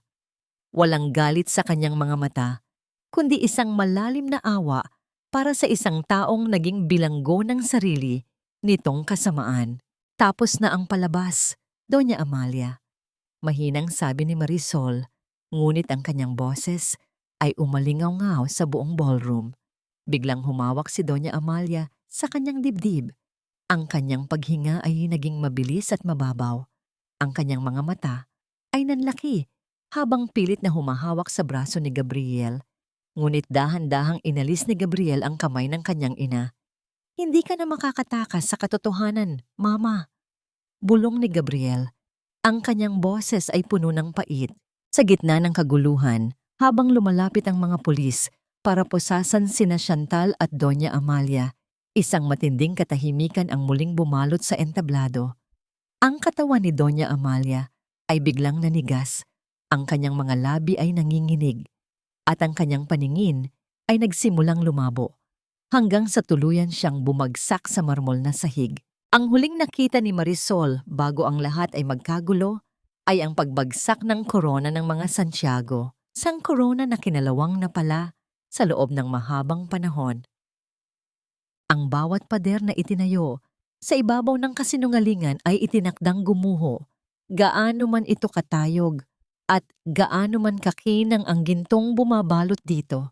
Ang malamig na pasilyo ng presinto ay puno ng tunog ng nagmamadaling mga hakbang at ang mahinang pag-ikot ng mga bentilador na tila humihingal sa init. Sa loob ng isang maliit na silid na may rehas, nakaupo si Chantal. Wala na ang kislap ng kanyang mga brilyante. Ang kanyang puting damit na pangkasal ay puno na ng lukot at mantsa ng luha at uling. Ang kanyang mga mata, na dati ay puno ng pangungutya, ngayon ay bakas ang matinding takot habang nakaharap sa mga pulis at kay Attorney Ramos. Hindi ko ginusto yon. Inutusan lang ako ni Tita Amalia. Ang pagsisigaw ni Chantal ay umalingaw-ngaw sa buong silid, ngunit ang bawat salita niya ay tila bumabalik lamang sa kanya bilang ebidensya ng kanyang pakikipagsabwatan. Siya ang utak ng lahat. Siya ang nag-utos na sunugin ang opisina. Ngunit sa kabilang bahagi ng lungsod, sa loob ng isang pribadong silid sa ospital, ang tinutukoy ni Chantal na utak ng lahat ay wala ng kakayahang sumagot. Nakatayo si Gabriel sa tabi ng kama ni Doña Amalia. Pinagmamasdan niya ang kanyang ina. Ang babaeng dati ay tinitingala ng buong bansa bilang simbolo ng dangal at kapangyarihan. Ngayon, si Amalia ay nakahiga na lamang. Ang kalahati ng kanyang katawan ay paralisado dahil sa matinding stroke na tumama sa kanya sa gitna ng ballroom. Ang kanyang mga mata ay nakadilat, tila gustong sumigaw, ngunit ang tanging lumalabas sa kanyang mga labi ay mga ungol na hindi maintindihan. Ito ba ang gusto niyo, Mama? Mahinang tanong ni Gabriel. Ang kanyang boses ay puno ng pait at matinding pagod. Ang mamatay na ang tanging baon ay ang puot ng mga taong sinira ninyo ang buhay? Namatay si Sofia na iniisip kong taksil siya dahil sa inyo. Lumaki si Miguel na may takot sa sarili niyang pamilya dahil sa inyo. Isang luha ang dahan-dahang gumulong mula sa mata ni Amalia. Ngunit hindi alam ni Gabriel kung ito ay luha ng pagsisisi o luha ng galit dahil nawala ang lahat ng kanyang pinaghirapan. Inalis ni Gabriel ang kanyang kamay sa pagkakahawak sa riles ng kama. Ang ugnayang dugo na nagbubuklod sa kanila ay tila tuluyan ng naputol sa gabing iyon. Habang nagaganap ang lahat ng ito, si Marisol ay nasa loob ng mansyon ng mga Santiago. Sa huling pagkakataon, tahimik ang bahay. Ang mga mamahaling muebles at mga antigong palamuti ay tila mga piping saksi sa pagbagsak ng isang dinastiya. Bit-bit ang kanyang lumang bag, ang bag na dala niya noong unang beses siyang pumasok dito. Maingat siyang naglakad patungo sa silid ni Miguel. Gising na ang bata. Nakaupo si Miguel sa kanyang kama, ang benda sa kanyang ulo ay tuyo na. Nang makita niya si Marisol, isang maliit na ngiti ang sumilip sa kanyang mga labi. "Aalis ka na ba, Marisol?"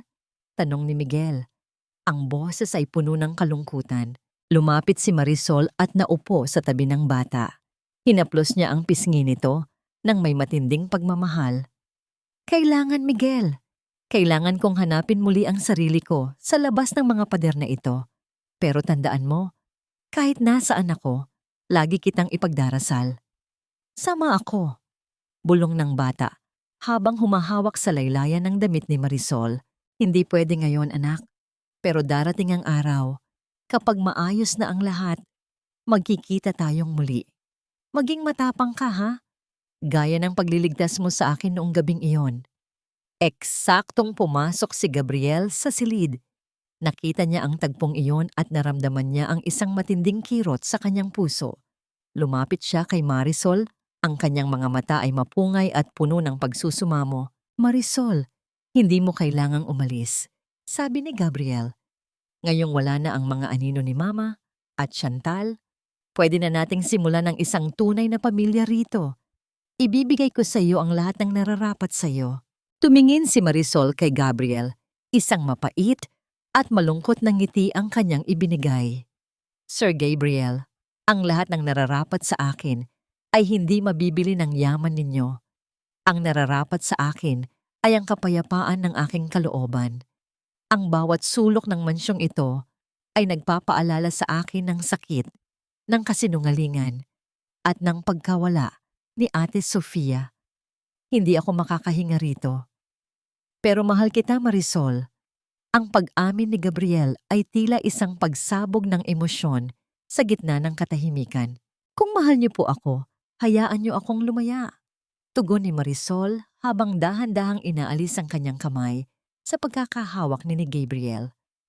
"Hayaan niyo akong itayo ang sarili ko, hindi bilang isang katulong na kinupkop, kundi bilang isang babaeng may sariling dangal." Binitbit ni Marisol ang kanyang bag at naglakad palabas. Ang tunog ng kanyang mga hakbang sa marmol na sahig ay tila isang huling paalam.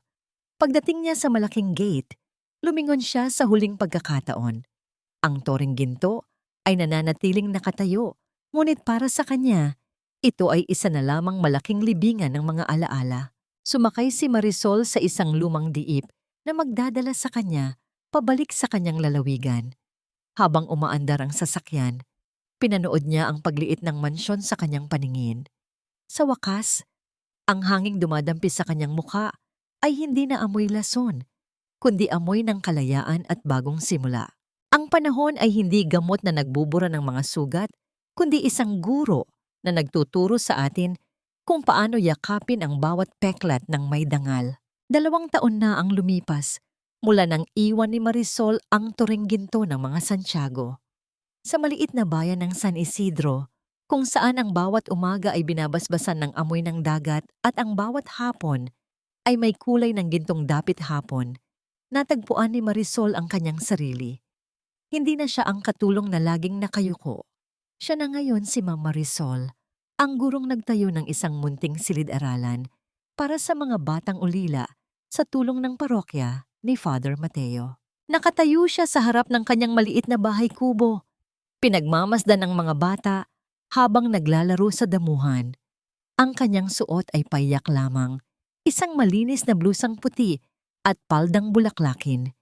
Ngunit ang kanyang mukha ay may taglay na ningning na hindi kailanman kayang bilhin ng mga brilyante ni Doña Amalia. Ang kanyang mga kamay, na dati ay puno ng pasa mula sa pagtatrabaho sa mansyon, ngayon ay puno ng tinta mula sa pagtuturo at harina mula sa pagluluto ng kakanin para sa mga bata. Habang inaayos ni Marisol ang mga silya para sa klase, isang pamilyar na tunog ng makina ng sasakyan ang dahan-dahang huminto sa tapat ng bakod na kawayan. Hindi ito ang marangyang kotse na dati niyang nakikita sa lungsod. Ito ay isang simpleng puting sasakyan na puno ng alikabok mula sa mahabang biyahe. Bumukas ang pinto ng sasakyan at isang maliit na figura ang mabilis na tumakbo patungo sa kanya. Marisol! Ma Marisol! Ang sigaw na yon ay kasing tamis ng himig ng mga ibon sa paligid. Nanlaki ang mga mata ni Marisol nang makilala niya ang bata. Miguel? Yumakap ng mahigpit ang bata sa kanyang baywang. Mas matangkad na ito ngayon, mas malusog ang pangangatawan, at ang kanyang mga mata ay wala na ang bakas ng takot at galit. Sumunod na bumaba mula sa sasakyan si Gabriel na wala na ang kanyang mamahaling Amerikana. Suot niya ang isang simpleng t-shirt at maong, at ang kanyang mukha ay tila nakalaya na rin sa bigat ng nakaraan. Marisol! Mahinang tawag ni Gabriel habang humihinto sa harap ng bakod. Matagal bago ka namin nahanap. Ayaw ni Father Mateo na sabihin ang kinaroroonan mo hanggat hindi niya nasisigurong maayos na ang lahat. Dahan-dahang lumapit si Marisol. Ang kanyang puso ay tumitibok ng may bagong uri ng kaba. Hindi na ito kaba ng takot, kundi kaba ng isang muling pagkikita na matagal na niyang ipinagdarasal sa kanyang mga panaginip. Sir Gabriel, Miguel, bakit kayo narito? Tanong ni Marisol. Pilit na pinapanatili ang katatagan ng kanyang boses. Hindi na Sir Gabriel, Marisol. Gabriel na lang. Nakangiting sabi ng lalaki. Binuksan niya ang gate at pumasok sa loob ng bakuran. Nandito kami dahil kailangan naming sabihin sa'yo na tapos na ang lahat. Si Chantal ay nahatulan na ng korte at si Mama ay nasa isang pasilidad kung saan inaalagaan siya ng mga madre. Hindi na siya makakapagsalita o makakagawa ng masama, pero binibisita pa rin namin siya. Huminga ng malalim si Gabriel at hinawakan ng kamay ni Marisol. Ibinenta ko na ang mansyon, Marisol. Ang lahat ng perang nakuha ko ay inilagay ko sa isang foundation para sa mga biktima ng pang-aabuso sa pangalan ni Sofia. Ngayon, kami ni Miguel ay nakatira na sa isang simpleng bahay sa bayan. Gusto lang naming humingi ng tawad ng formal sa lahat ng sakit na idinulot namin sa'yo. Matagal ko na kayong pinatawad, Gabriel. Tugon ni Marisol. Ang kanyang boses ay puno ng kapayapaan. Pinatawad ko na rin ang inyong ina. Kung hindi dahil sa mga nangyaring iyon, marahil ay hindi ko natuklasan ang lakas na meron ako ngayon. Marisol, may isa pa kaming dahilan kung bakit kami narito. Singit ni Miguel habang hilahila ang kamay ng kanyang ama. Sabi ni Papa, baka daw pwedeng dito na rin kami tumira malapit sa school mo. Gusto kong ikaw ang magturo sa akin, Marisol. Gusto kong matuto kung paano maging mabuti tulad mo. Tumingin si Gabriel kay Marisol. Ang kanyang mga mata ay puno ng pag-asa. Wala kaming dalang yaman o pangako ng karangyaan, Marisol. Ang dala lang namin ay ang aming mga pusong handang muling magsimula. Pwede ba kaming manatili rito sa tabi mo? Hindi bilang amo, kundi bilang mga taong gustong maging bahagi ng buhay mo. Ang katahimikan sa paligid ay binalot ng marahang pag-ihip ng hangin at ng tawa ng mga bata sa malayo. Tiningnan ni Marisol ang kanyang maliit na silid-aralan. Pagkatapos ay ang lalaki at ang batang nasa harap niya. Ang pader na dati ay humahati sa kanilang mga mundo ay tuluyan nang gumuho. At sa guho nito ay nagsimulang tumubo ang mga bagong usbong ng pag-asa. Dahan-dahang tumango si Marisol, ang kanyang mga luha ay sa wakas ay pumatak. Mga luhang hindi na dahil sa pighati, kundi dahil sa ligaya ng isang pusong sa wakas ay nahanap na ang kanyang tahanan. Ang takip-silim sa bayan ng San Isidro ay hindi natanda ng pagtatapos ng liwanag, kundi isang hudyat ng kapayapaang matagal na ipinagkait ng tadhana. Sa loob ng isang maliit ngunit maaliwalas na bahay na malapit sa dagat, ang bawat sulok ay hindi na amoy lason ng kasinungalingan, kundi amoy ng sariwang luto na sinangag at tuyo, mga simpleng bagay na nagbibigay ng tunay na kahulugan sa salitang tahanan. Nakatayo si Marisol sa may bintana, pinagmamasdan ang paghalik ng dagat sa dalampasigan. Ang kanyang mga kamay ay dahan-dahang hinahaplos ang kanyang tiyan na bahagyang umaumbok na ngayon. Isang bagong buhay na bunga ng isang pag-ibig na dumaan sa apoy ng pagsubok. Wala na ang takot sa kanyang mga mata. Ang bawat hapdi ng nakaraan ay tila mga peklat na lamang na nagsisilbing medalya ng kanyang katatagan. Marisol, baka mapagod ka. Maupo ka muna. Ang boses ni Gabriel ay puno ng lambing. Habang papalapit siya at maingat na inalalaya ng asawa, tumingin si Marisol kay Gabriel at ngumiti. Ang lalaking nasa harap niya ngayon ay wala na ang bakas ng isang hasyenderong bulag sa katotohanan. Siya na ngayon ay isang ama at asawang ang tanging yaman ay ang kaligayahan ng kanyang pamilya.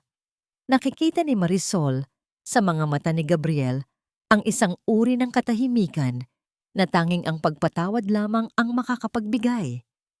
Ayos lang ako, Gabriel.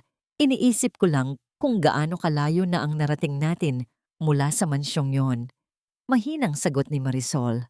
Ang mansyong yon ay isa na lamang alaala, Marisol. Ang tunay nating mansyon ay ang bawat sandaling magkasama tayo. Tugon ni Gabriel sabay halik sa noo ng asawa. Mula sa labas, narinig ang tunog ng mabilis na mga hakbang sa kahoy na sahig. Pumasok si Miguel. Bitbit ang isang sertipiko mula sa paaralan. Papa!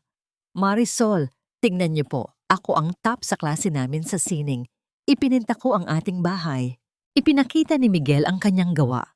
Sa papel, makikita ang isang makulay na bahay kubo sa ilalim ng isang malaking puno at 3 taong magkakahawak kamay sa gitna ng maraming bulaklak. Wala roon ang ginto, wala roon ang matatayog na pader, kundi ang purong liwanag lamang ng araw. Napangiti si Marisol habang niyayakap ang bata. Sa bawat tibok ng puso ni Miguel, nararamdaman ni Marisol na ang lahat ng kanyang sakripisyo ay hindi nawala ng saysay. Ang katarungan para kay Sofia ay hindi lamang nakamit sa loob ng korte, kundi sa malayang buhay na tinatamasa ngayon ng kanyang anak. Naalala ni Marisol ang huling balita tungkol kay Doña Amalia. Ang matanda ay nananatili sa pangangalaga ng mga madre, tahimik at hindi na nakakagalaw. Tinititigan ang mga pader, na tila doon niya binubunot ang huling bahagi ng kanyang pagsisisi.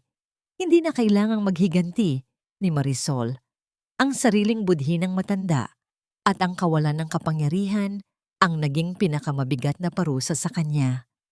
Si Chantal naman ay natuto na ring harapin ang rehas ng hustisya. Malayo sa karangyaang dati ay kanyang ipinagmamalaki. Ang pagpapatawad ay hindi nangangahulugang kinalimutan natin ang sakit.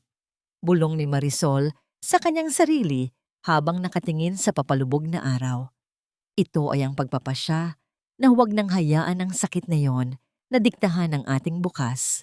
Sa gabing iyon, habang ang pamilya ay sabay-sabay na nananalangin sa harap ng isang payak na altar, ang katahimikan ng San Isidro ay tila isang uyayi na nagpapatulog sa mga sugat ng nakaraan.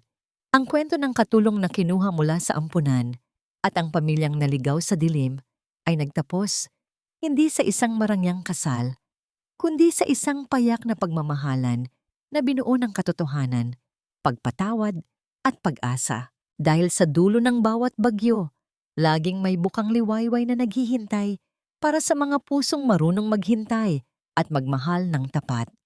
Ang Toring Ginto ay gumuho na, ngunit ang mga Santiago at si Marisol ay nakatagpo ng isang pundasyong hindi kailanman matitibag, isang pamilyang binuo ng tunay na malasakit at wagas na pag-ibig.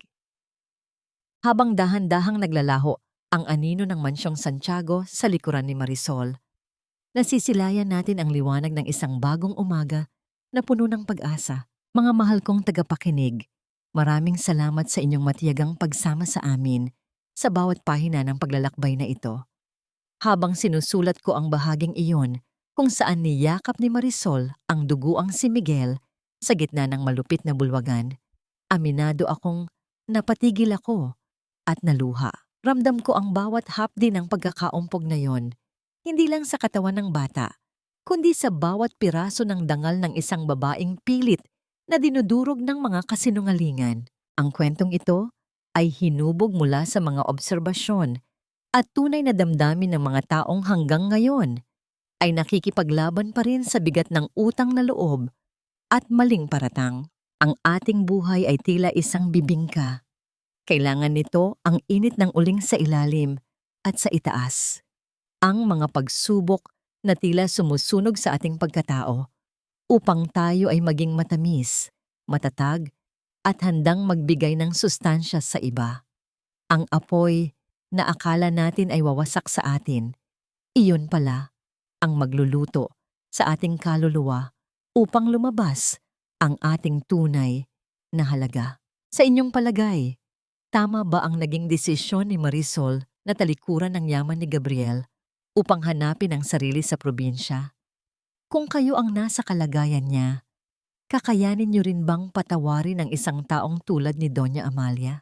Habang pinapakinggan ninyo ang mga huling salitang ito, baka kayo ay kasalukuyang naghuhugas ng pinggan, nagtitiklop ng mga damit, o baka naman ay nagpapahinga matapos ang isang mapaghamong araw. Nasaan man kayo, nais kong malaman ninyo na hindi kayo nag-iisa sa inyong mga laban. Ibahagi ninyo sa aming mga comment kung saang bahagi ng mundo kayo naroroon at kung ano ang tumatak sa inyong puso sa kwentong ito. Huwag niyo ring kalimutang i-like at i-share ang ating audiobook upang mas marami pang Marisols ang makaramdam ng pag-asa. Naway baunin ninyo ang kapayapaan sa inyong pagtulog o sa inyong pagpapatuloy sa gawain. Hanggang sa muling pagkukwentuhan, pamagat ng kwento, ang gumuho na Toring Ginto ni Marisol. Lahat ng mga tauhan at sitwasyon sa kwentong ito ay katang-isip lamang, nilikha para sa libangan at upang maghatid ng positibong mensahe sa buhay.